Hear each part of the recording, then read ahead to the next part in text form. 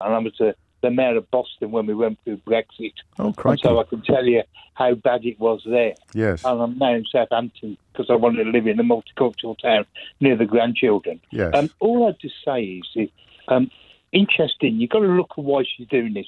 And I also remember, being a Brummie, I was around when the Rivers of Blood speech. Yeah. You know, and I have to say, what she's saying is very similar.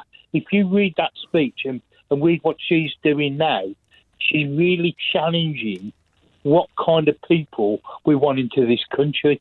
And I think the point that you raised about whether she's from, brown skin or whatever, yes. I don't think that's irrelevant. I think you're right. I think it's a mindset. And, you've got to look over the last 12 years, since David Cameron and what he did, and with Theresa May when she sent the vans around London, and then since then with all the women who are in the Home Office there. Yes. And there's a mindset in there. When they fail on immigration, and they are failing with it, because they don't know how to deal with it, the best thing to do is just to tackle it. And they actually think, and I actually believe, that she's challenging for the leadership of the Conservative Party. And also, you've got to also think this week, I think she's trying to take a bit of steam off the Prime Minister anyway with the train issue. And, she's I don't know about the second bit, but I think the first bit definitely holds true. Because Liz Truss did this as well, but using nonsense about trade deals that were rubbish and pretending they were brilliant. So you've got, in this case, possibly one and a half eyes on the Conservative Party membership, and you can rely because of your status. So the Home Secretary gives a speech that we would probably rather ignore, but we can't because she's the Home Secretary. So it's national news. But you've touched on the politics of it, Paul, which is actually bonkers because it's an attack upon the party that's been in charge for the last 13 years. Let's be clear. Normally, when you're involved in politics, you are community leaders. Community leaders lead communities. Yes. The way that what she's doing is not leading a community. She's actually trying to fragment a community. Well, that's a very good point. How can she make a job to be, the Home Secretary and potentially, the Prime Minister of this country if she can't lead our country? So it's divide and rule. It's divide and rule in the simplest sense then. And the other thing it does, which I hadn't thought of until you put it like that, is, and we may talk about this later in the week, is that it sends a really unpleasant message to people living here that the Home Secretary thinks that had a hierarchy of humanity been in place last year or 10 years ago or 20 years ago, you wouldn't be here. You are not the sort of person that we want here. And that's where the emotional and intellectual confusion kicks in, because under that reading, she wouldn't be here either. No, and sadly to say, the people, what kind of makes me ashamed is people in her own party allow her to make these statements, and they don't condemn it. And some did actually. I think some have, but of course it's not going to be reported in the Mail, is it, or in much of the Murdoch media? All I can say is the only thing that's got to happen, James, is that we need a general election. And hopefully the British public see through this nonsense and these bad vibes that you do. The other thing that but they don't see through it if you throw up enough of this. This is where the Trump parallels kick in, isn't it? Because the intoxicating nature of race hate is so complete that you'll forgive absolutely anything. Indeed, that's what he meant when he said you can shoot someone on Fifth Avenue. And also, James, the figures nationally on hate crime are going up anyway. Well, it's hardly surprising, is it? With her doing this, it'll be lawyers next that come under attack. It will. Unfortunately, we live in a very sad society where the people who want to lead us want to create division in our society. It's not the kind of country that I think we want. I think you're right. And it would be quite nice to see the opposition or an opposition party making these points in rather stronger terms instead of tiptoeing around the issues as Keir Starmer does. And there it is. Thank you, Paul. Shocked and disgusted, like most people seeing that. And obviously, once you see that, other things come up online that, shows that kind of sort of prejudice. But the situation happened to my daughter. Unpack it a little bit.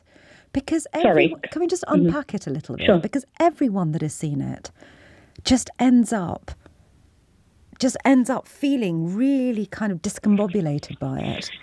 Yeah, and I think is it just the child... Is it what? What is it? Yeah. I think the child in question handled it incredibly well. But the problem is, Sangita, she shouldn't have been allowed to be in a situation where she had to take on those adult emotions and deal with that. Yes. She was ashamed. She was confused. It's quite easy to see that. Yes, that's it. That's exactly it. It's that there is an adult who is handing out medals. It is obvious that that person has a duty of care towards all of those little kids. Yeah. And there is just one little girl who just on the first view of that video is being singled out for whatever reason and has to carry the weight of that humiliation. That's what it is, Maria. You're right. And if it wasn't racism, then what was it? Yeah. If it was a medal that everybody was meant to get, and this is why I've called in, it just mirrored something that happened to my now sort of nearly 25-year-old daughter, and who's, mature, grown, has her own businesses and doing extremely well. However, she was in year 5 in school, and it was a play. And teachers were giving out, it was the end of the year as well, and teachers were giving out medals to every child just for being in year 5 and about to go into year 6. So she was, 9, 10? And everybody got a medal and a card, and she didn't get one. And we have, to this day, no reason why she didn't get it. And I remember thinking, they're going to remember her in a minute, aren't they? This is in front of the whole school. And they never did. And she came off the stage, and I went towards her, and she came towards me. And like your other caller said, she was crushed. But lucky for her, she did have me and family members, and we were able to say to her, this is not about you. That's what you have to get from this. You have to use this to strengthen you. This is not about you. This is about those adults. And school would not discuss it with me at all. We live on the cusp of Barnet and Brent. She went to a school in Barnet. And 25 years ago, much more diverse now, but not as diverse, but diverse nevertheless. However, that was her experience. And you don't want your child to sort of take that experience into the future and let it crush their spirit.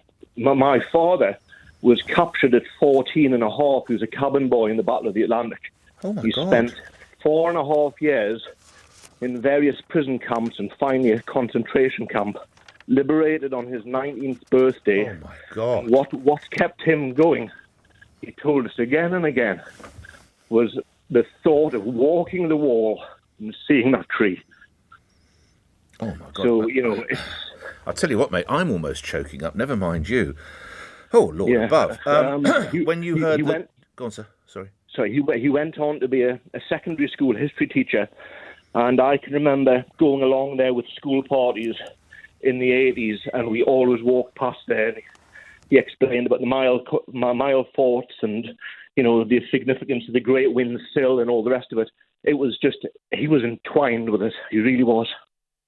When did you hear the news? Yesterday morning. I was on a WhatsApp group of some friends, and somebody sent a media sort of snapshot of a website across. What was your reaction? Well, initially I thought, this has got to be a joke. And then I had a quick look on LBC and the BBC website, and of course it confirmed it. So it's just, why would you do it? It's just, God, no. But it's the level of planning and organisation that's got into it. Because the size of that tree. But and I'm saying this deliberately, your family's roots are intertwined with this tree. What your dad endured, dreaming of the day he'd come back to see the tree. Yep. Dear God. I'm sorry, I'm doing some quick maths. Your dad would probably be in his 90s or not. Is he still with us, or he's No, he passed away in 2016. He died at age 90, but he's recorded as being the youngest European POW.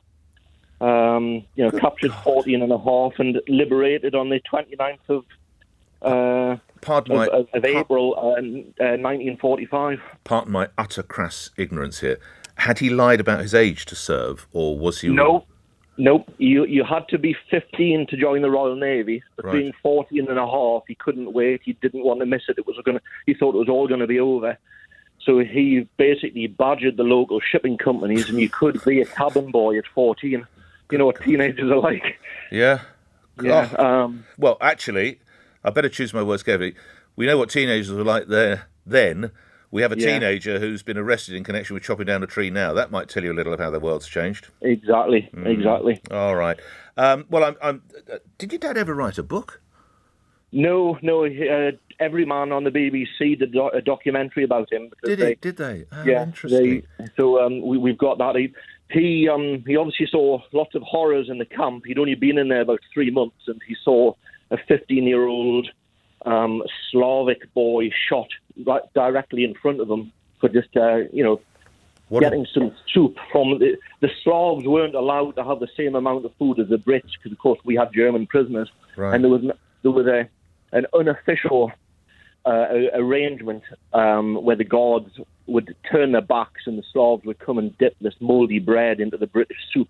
Right. And somebody mustn't have told this new guard, and he shot this guy right in front of my dad. Good God. Now, this had an incredible effect on him in 1990.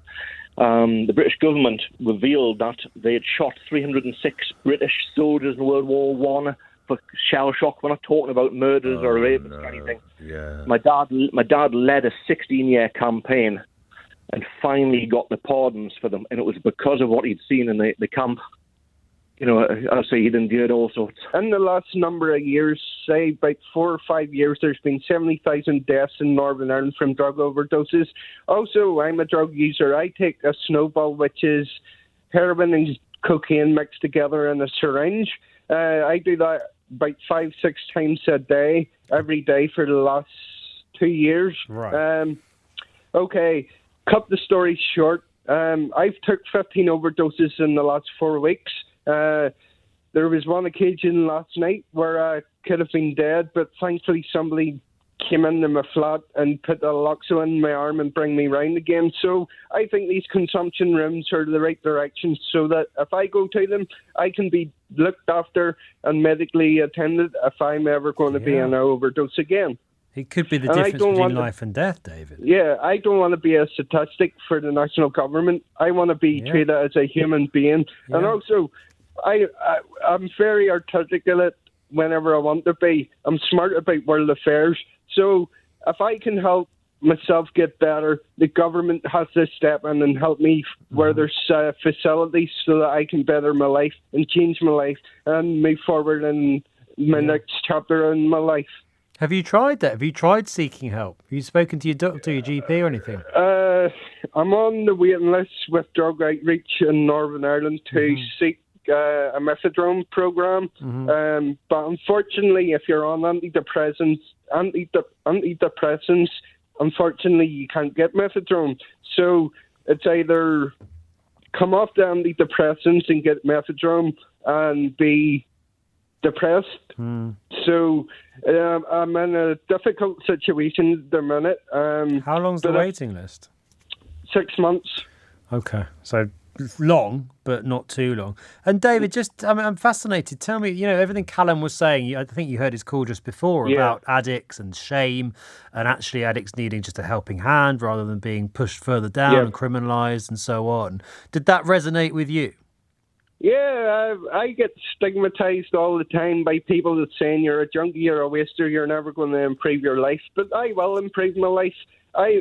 Fair enough, I'm a drug user. I admit that, and I have no shame in that whatsoever.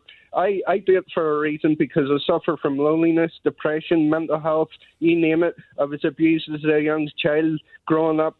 I lost my parents as well, free drugs. They died. I take drugs as a coping mechanism, but that's not, I just need to stress to our government to listen to people like ourselves to get the best help for us. And what you feel would help you most right now is being able to take those drugs in a safe place, but also getting some help with your addiction. Yeah, counselling, which is other good way, but there's a year's waiting list on that there. So as soon as I start the methadone program, I'm hoping to come off the antidepressants, but at the same time, I don't want to. Does it scare you when you hear what Callum was saying about some of the stuff that's in the drugs that you might be taking? Yeah, it does scare me, but if you're an addict, you don't care about that. All you care about is your next fix and enjoying the next fix and being happy and socialising and stuff. But half the time I take my drugs on my own. So there could be a point tonight after this call I could die. There could be a point tonight where I'll stay alive and somebody might kick the door in later on and see me dead. This is why Britain needs to wake up. The United Kingdom needs to wake up and work together in all 4 nations to set up these consumption rooms and save lives. And if Rishi Sunak was listening to this, or whoever, Suella Braverman, the Home Secretary, in a line, David, what would you ask them? What would you say to them? I would say, think about families, think about parents' children going into the future. If we don't act now, their kids will end up dying in the hands of drug dealers, which are giving them poison instead of the real stuff.